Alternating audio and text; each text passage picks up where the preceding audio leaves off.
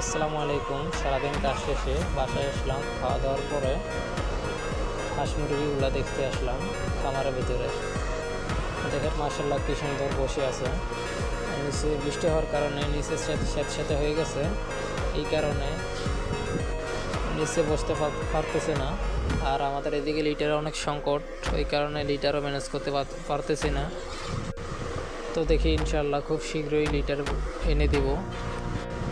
এবং কি আমার মুরগিগুলো আজকে অনেক দিন হয়ে গেছে ডিম কম দিতেছে। তো আপনারা একটু জানাবেন কি কি খাওয়ালে ভালো ডিম পাবো। আমি কিছু ওষুধ খাওয়াইতেছি, যেরকম জিঙ্ক খাওয়াইতেছি, ইসেল খাওয়াইতেছি এবং কি ক্যালফ্লেক্স খাওয়াইতেছি। তো আর কি খাওয়াইলে সবচেয়ে ভালো ডিম দিবে একটু আমাকে জানাবেন। আপনারা যারা জানেন, যারা অভিজ্ঞ আছেন অবশ্যই জানাবেন। আসলে সারাদিন কাজ শেষে যখন এসে দেখি হাঁস মুরগিগুলো সুস্থ আছে, ওই সময় নিজের কাছেও ভালো লাগে।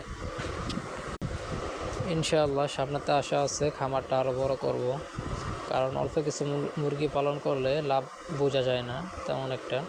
তো ওই কারণে চেষ্টা করতেছি আরও কিছু মুরগি উঠাবো। আমার এদিকে দোতলা, তো নিচতলায় আছে এগুলো, আবার দোতলায় কিছু মুরগি উঠানোর চেষ্টা করব। তো সবাই ভালো থাকবেন, সুস্থ থাকবেন। আল্লাহ হাফেজ।